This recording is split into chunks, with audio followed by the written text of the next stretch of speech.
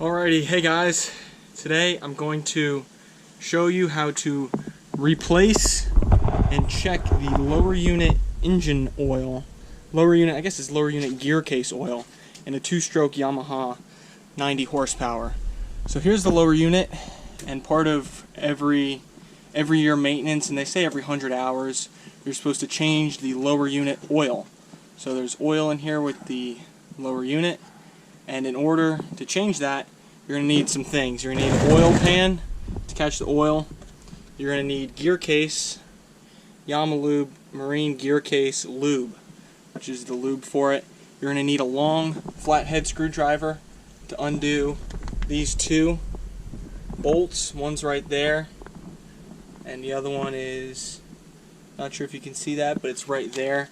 And then you'll need the O-rings that go, the crush, I think they're called, they're not really, they look like O-rings.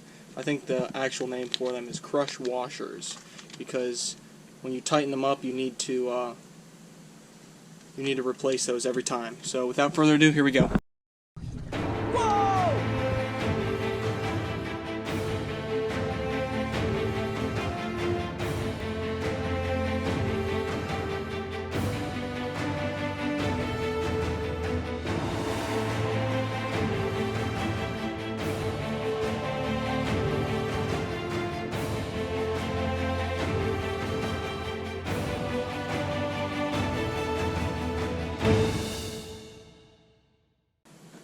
Alrighty, we're back.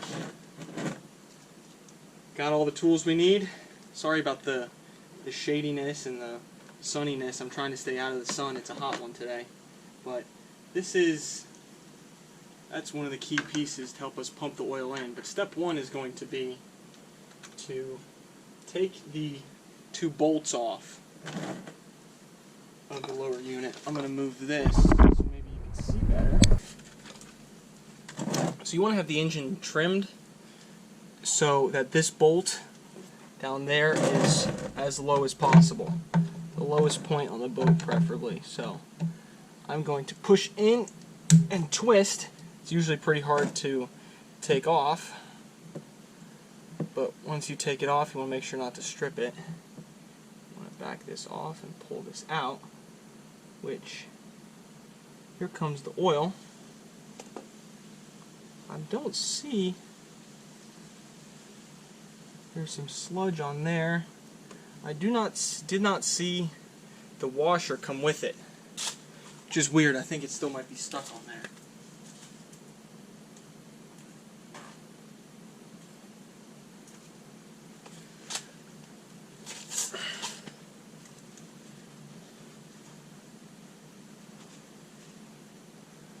There was some sludge on the magnet on this bolt, which is alright. I'm going to try to fish out the washer. There it is. You see the washer? It's used up, so you can't reuse it. So now that I got the bottom one off, I'm going to try to get this top one off.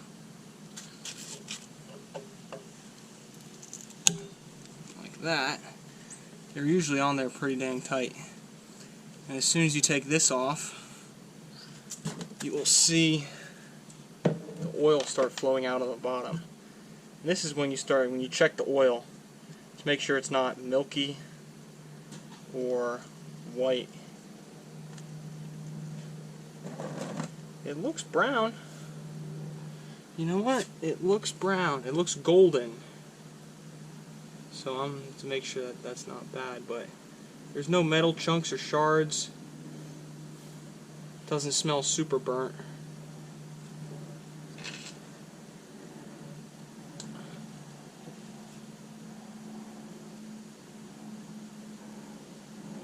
It feels smooth.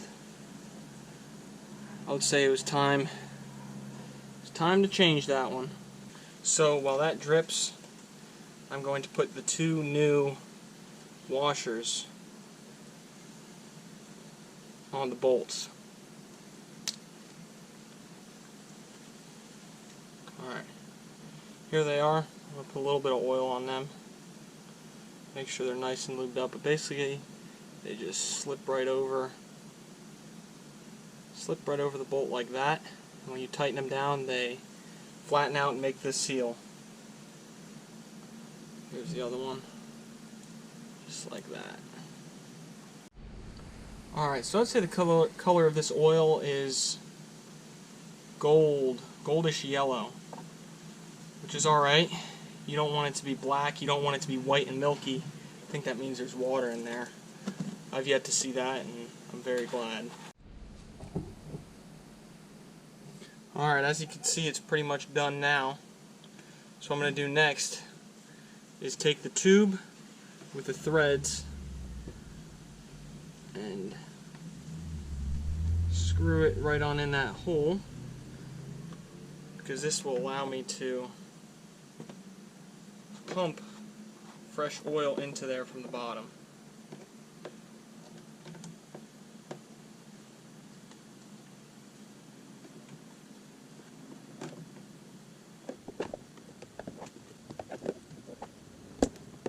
It's hard to get those threadings right on.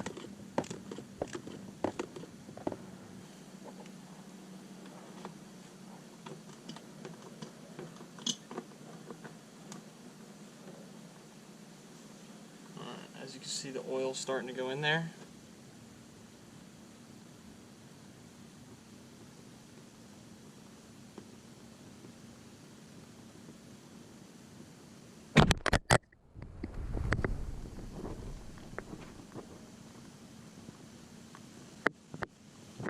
And now, I usually like to trim it down when I'm about halfway done to let the air bubbles come out, you know, and kind of. Now you want to make this hole at the very top. Clear this out of the way.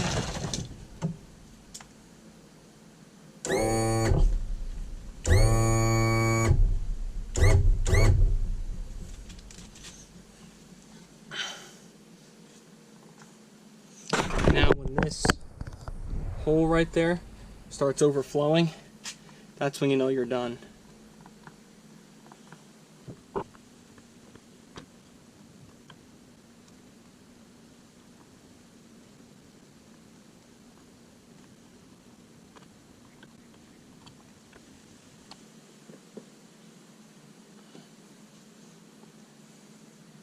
Took a lot. It almost took a whole quart.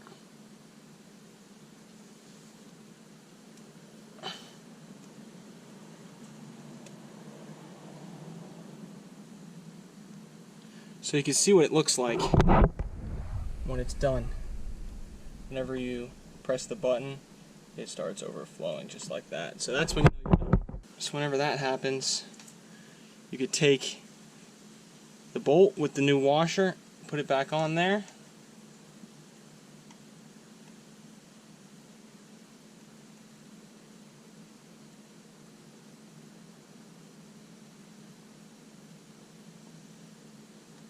And I don't usually torque them down quite yet. I just do it to hand tight.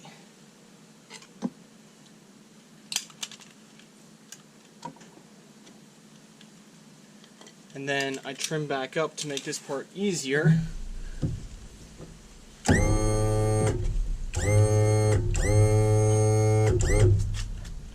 But you need to be pretty speedy with the next part. I'll show you. Trimmed back up.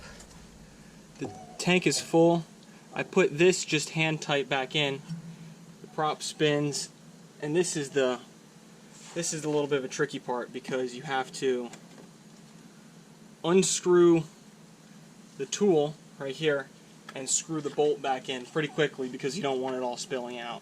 So I'm going to start loosening it, and whenever I'm right about done, I'll go pretty quickly and then put the bolt right back in with your left hand and there. Alright, so as you can see, a little bit of oil fell, but I was able to get the bolt in pretty quickly. Again, I go hand tight and then tighten it just to snug. Then I start cleaning up, because you're pretty much all done now. Alrighty, looks like you made it to the end of this video. Thank you for watching. It's starting to rain here in the Sunshine State, so if you made it to the end and you liked what you saw, don't forget to drop a like and subscribe if you want to see me fish this boat out in the ocean, catching sailfish, dolphin, all sorts. Again, I appreciate you watching. Tight lines, have a good one.